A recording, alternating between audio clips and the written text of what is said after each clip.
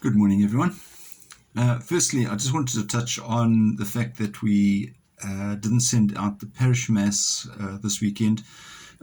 Sometimes, unfortunately, circumstances are what they are. We're going through a little bit of technical adjustment, sorting out the compatibility of the electronics in the church at the moment.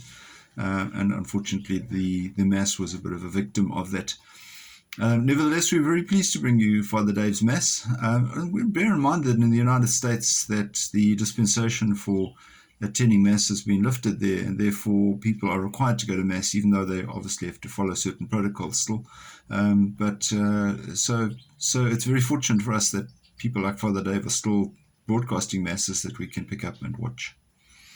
So,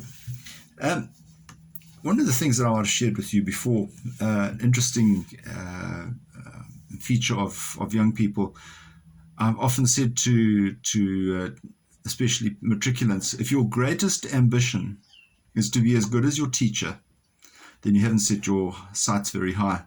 That might sound like I'm knocking myself. No, that's not true. What I'm saying is each of us has our own talents and abilities, and we must gauge ourselves not on anybody else, but in fact on our own potential, and let ourselves grow from that. And the purpose of a teacher is to simply try to help individuals to find their own strengths and their own talents and nurture them so that they can actually grow from them. So it's not gauged on the performance of the individual, perhaps sometimes the fruits of what those people put out. So it's always very exciting for me if perhaps I see past pupils going off and perhaps joining one of the ministries, becoming a priest or whatever it is. So in our reading today, we see Paul telling us that we are all servants of God. And he's speaking in a time of difficulty when they themselves are experiencing fortitude and humility. And what essentially he's saying to us is that we can be in a miserable situation but still rejoice. And I suppose that's the difference between an optimist and a pessimist. Is our glass half full or is it half empty?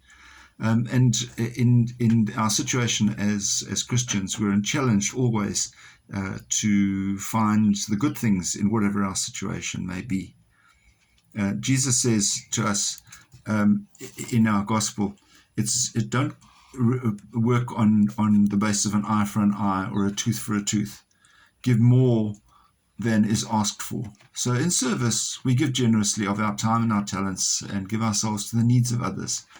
So this morning, let us bear in mind that there are people, even regardless of how badly off we might feel, there are people who are in a worse situation.